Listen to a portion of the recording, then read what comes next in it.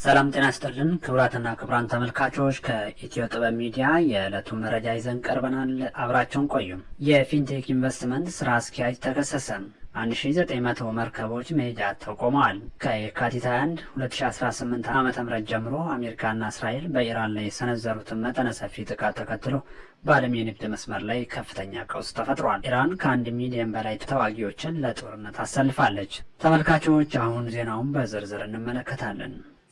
የፊንቴክ ኢንቨስትመንት ስራ አስኪያጅ ተከሰሰ። ተጽዕኖ ፈጣሪዎችን ማስታወቂያ በማስነገር የኤሌክትሪክ ተሽከርካሪዎችን እናስረክባለን በማለት ከ600 ሚሊዮን ብር በላይ ከተበዳዮች የሰበሰበው የፊንቴክ ኢንቨስትመንት ስራ አስኪያጅ የሆነው ዳንኤል ዮሐንስ ክስ ተመስርቶበታል። ተከሳሽ በ1996 ዓ.ም የወጣውን የወንጀል ህግ አንቀጽ 32 ቁጥር 1 ሀ እና ለ እንዲሁም አንቀጽ 35 እና 38 እንዲሁም የኮምፒውተር ወንጀል አዋጅ ቁጥር 958 ህዝባር 2008 አንቀጽ 10 ቁጥር 1 ስር የተደነገገውን በመተላለፍ ነው ክስ የተመሰረተበት። ተከሳሽ ለጊዜው ካልተያዙ ተጠርጣሪዎች ጋር በመሆን ኮምፒውተርን ወይም የኮምፒውተር ስርዓትን በመጠቀም አሳሳች ዳታ በማሰራጨት የራሳቸውን በመሰወር ወይም መግለጽ የሚገባቸውን ነገር በመደበቅ ወይም የሌላውን ሰው የተሳሳተ እምነት በመጠቀም ሌላውን ሰው አታለው የተበዳይን ጥቅም የሚጎዳ ድርጊት እንዲፈጸም ለማድረግ በማሰባሰብ ወንጀል ለመፈጸም ባደረጉት ስምምነት መሰረት የወንጀል ድርጊት መፈጸማቸውን አቃቢ ህግ በክስ ዝርዝሩ ላይ አመልክቷል።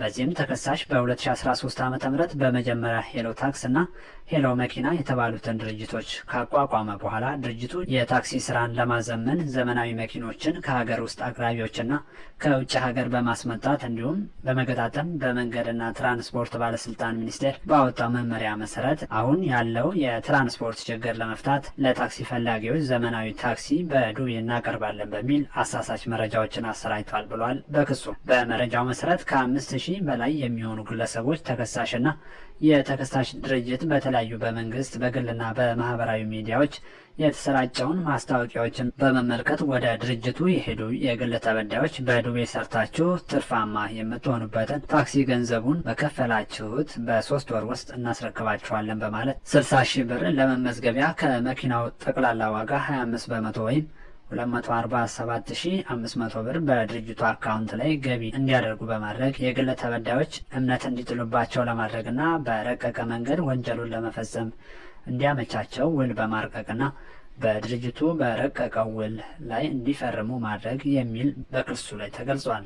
ከዚህም በተጨማሪ የመኪኖቻቸውን ሳንሺ እና ሞተር ቁጥር ስለመጣ ፈርማችሁ ውሰዱ በማለት ከሄሎ ታክሲ ከሚል ድርጅት የሞተርና ሻንሲ ቁጥር ላይ ፈርመው እንዲወስዱ ካደረገ በኋላ ከ600 ሚሊዮን ብር በላይ ተቀብሎ መኪናውን ሳያስረክብ ድርጅቱን ዘግቶ መሰወር በክሱ ላይ ከተነሱ ጉዳዮች መካከል ነው። እንዲሁም ተከሳሽ ግርማይ ገብረ ሚካኤል ከተባለው አስካል የተባለውን ድርጅት በማቋቋም በድርጅቱ ስም በ2002 ዓ.ም በተካሄደው የዓለም ዋንጫ ጨዋታ ላይ በርካታ ኢትዮጵያውያን እንዲታደሙ ወደ ደቡብ አፍሪካ ልካቸዋለሁ በማለት ብር በመቀበል ተሰውሮ በኢንተርፖል የተያዘ ለጊዜው ካልተያዘው ግብረ አባር ጋር በመሆን ከዚህ በፊት ከላይ ፈጸሙትንና ከላይ የተገለጸው ወንጀል በሰፊ ለመፈጸም በህጋዊ ንግድና ውል ሽፋን ስም በተለምዶ የነጭ ኮሌታ ሳይበር አታላዮች የሚፈጽሙት ወንጀል ለመፈጸም እንዲያመቻቸው ፊንቴክ ኢንቨስትመንት ኃላፊነቱ የተወሰነ የግል ማህበር የተባለውን ድርጅት በተሽከርካሪዎች አስመጭነት፣ በተሽከርካሪዎች መለዋወጫ መቆጣጠሪያ መሳሪያዎችን እና ጌጣጌጦች አስመጭነትና የተሽከርካሪዎች ከአካላትና ተሳቢዎች አስመጭነት 7 ሚሊዮን ብር ካፒታል በማቋቋም ከአዲስ አበባ ንግድና ኢንዱስትሪ ቢሮ በግንቦት 3 ቀን 2016 ዓ.ም የንግድ ፍቃድ ያወጣ በመሆኑ ተገልጿል። ድርጅታችን የኤሌክትሪክ መኪኖችን በቀጥታ ከቻይና BYD ኩባንያ በማስመጣት በጠቅላላ ዋጋ 1,900,000 ብር ለደንበኞች በ50 በመቶ ወይም 950,000 ብር ቅድሚያ ክፍያና ቀሪው 50 በመቶ በዱቤ ሽያጭ ወደ ሀገር ውስጥ በማስገባት ለደንበኞች በማስረከብ ላይ ይገኛል። ማንኛውንም ተቋም ያላደረገውን ቀሪውን 950,000 ብር 50 በመቶ ያለ ወለድ 5 ዓመት ውስጥ ከፍለው የሚጨርሱበት አሰራር በመዘርጋት የመኪና ባለቤት ሊያደርጋችሁ ተዘጋጅቷል። ስለዚህ ተመዝግበው በ3 ወር ውስጥ የመኪና ባለቤት ይሁኑ የሚሉ ማስታወቂያዎችን አሰርተዋል። በኦሮሚያ ባህል ማዕከል፣ በስካይላይት ሆቴል፣ በመስቀል አደባባይና በወዳጅነት አደባባይ እንዲያስረክቡ የሚያሳይ ቪዲዮና ፎቶ በመልቀቅ እስካሁን ከ450 በላይ መኪኖችን ለተመዝጋቢዎች ያስረከበ መሆኑን አሁንም ለደንበኞቻችን ለማስረከብ ወደ 400 መኪኖችን ወደ ሀገር ውስጥ እያጓጓዝ እንገኛለን። ኑና ከፍለው ቀሪውን 950 ሺህ ብር ያለ ወለድ እየከፈሉ የመኪና ባለቤት ይሁኑ።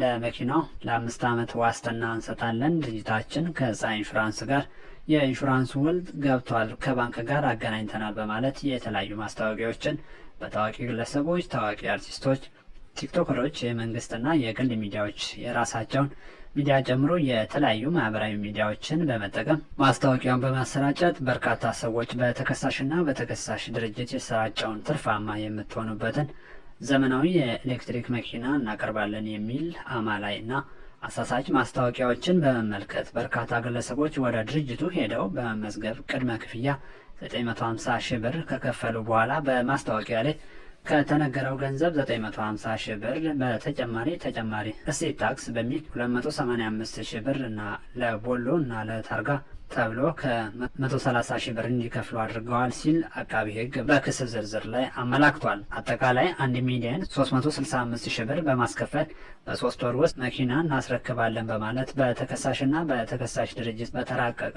ውል ላይ እንዲፈርሙ በማድረግ እንዲሁም በ3 ወር ውስጥ መኪና እናስረክባቸዋለን በማለት ከ1430 በላይ ግለሰቦችን በማስመዝገብ ከእያንዳንዱ ተመዝጋቢ ከብር 950 ሺህ እስከ 1.86 ሚሊዮን ብር በላይ ሰብስበው 100 መኪኖችን ለራሱ ግብረ አባሩና የጥቅም ተጋሪ ለሆኑ ግለሰቦች ብቻ አስረክቦ ሳለ በሚዲያዎች ከ520 በላይ መኪኖችን አስረክበናል በማለት አሳሳች መረጃዎችን በመናገር ግለሰቦች ቀርበው እንዲመዘገቡና ገንዘብ እንዲከፍሉ ሲያደርግ ነበር በሚል 19 ተደራራቢ ክሶች ተመስርተውበታል። የክስ መዝገቡን የተመለከተው የፌዴራል ከፍተኛ ፍርድ ቤት ልደታ ምድብ ሁለተኛ ልዩ ወንጀል ችሎት ነው። መረጃው የፋና ብሮድካስቲንግ ኮርፖሬሽን ነው። 1900 መርከቦች መሄጃ አጥተው ቆመዋል። ከየካቲት 21 2018 ዓ.ም ጀምሮ አሜሪካና እስራኤል በኢራን ላይ የሰነዘሩትን መጠነ ሰፊ ጥቃት ተከትሎ በዓለም የንግድ መስመር ላይ ከፍተኛ ቀውስ ተፈጥሯል። በዚህም ምክንያት 1900 የሚጠጉ የንግድ መርከቦች በሆርሙዝ ሰርጥና በፋርስ ባህረ ሰላጤ አካባቢ መንቀሳቀስ አቅቷቸው ቆመዋል። ቴህራን ከጥቃት አድራሾቹ አገራት ጋር ንክኪ ያላቸው መርከቦች ወሳኝ በሆነው የሆርሙዝ ሰርጥ እንዳያልፉ በመዝጋቷ የባህር ላይ እንቅስቃሴው ሙሉ በሙሉ በሚል ደረጃ ሊቆም ችሏል። መንቀሳቀሻ አጥተው ከቆሙት መርከቦች መካከል የነዳጅ ጫኝ፣ የኬሚካልና የንግድ ዕቃዎች የያዙ ግዙፍ መርከቦች ይገኙበታል። ይህም በዓለም አቀፉ የነዳጅ ዋጋና የአቅርቦት ሰንሰለት ላይ ከፍተኛ ተጽዕኖ እያሳደረ ይገኛል። መረጃው የአናዶሉ ዜና ወኪል ነው።